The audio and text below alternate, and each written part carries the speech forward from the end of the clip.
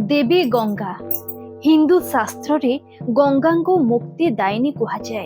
जेकोसी शुभ कार्य हेउ अबा अशुभ कार्य गंगा जल छिंचिदेले ताहा पवित्र मना जाए।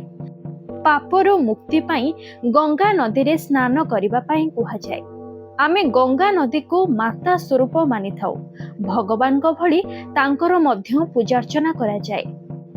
पापी आत्मा को मुक्ति पाई मृत्यु परे अस्थि विसर्जन करने को समस्ते गंगा नदी को सर्वश्रेष्ठ मानती। विश्वास रही एथिरे अस्थि विसर्जन परे आत्मा मोक्ष प्राप्ति करी स्वर्ग लोक गमन करे।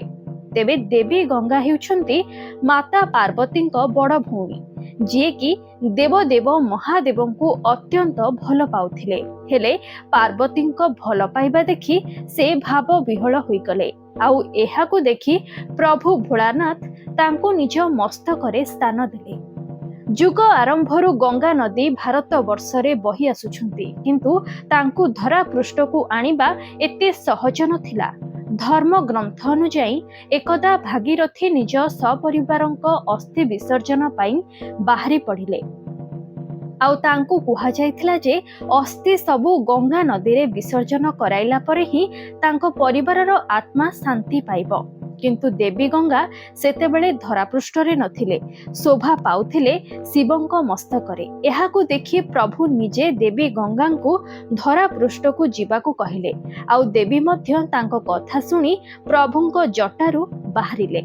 एहापरे भागीरथी निज परिवारक अस्थि विसर्जन कराइथिले। तेबे एहा तो रहिला पौराणिक मान्यता। हेले वर्तमान जुगरे देवी गंगांक प्रकृत उत्पत्ति किपरि होइछि जानंतु।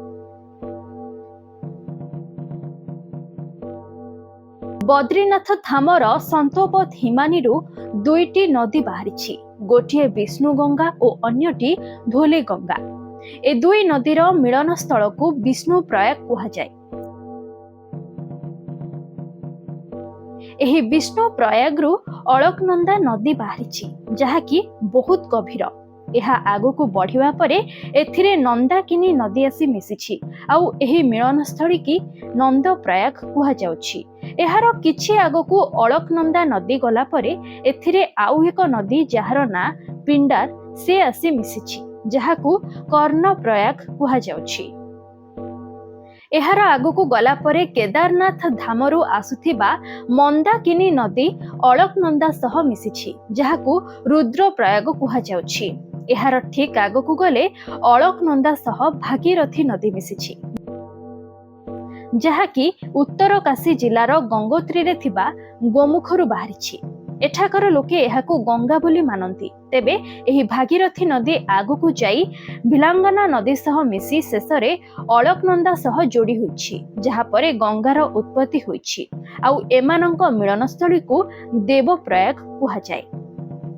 तेणु आपण माने जानि रखंतु, गंगा नदी स्वतंत्र रूपे बाहरिनी। एहा पांचटी प्रयागर समिश्रण रु बाहरिछि, जहाकू पंच प्रयाग कुहा जाय। एथिरो गंगा नदी उत्पत्ति होइछि। आपण चाहिले ए सबु स्थान को निजे जाई देखि परिबे। तेबे भिडियोटी केमिति लागिला निहाती कहिबे। लाइक शेयर सह सब्सक्राइब भी करि दियंतु। रहुछु। जय जगन्नाथ।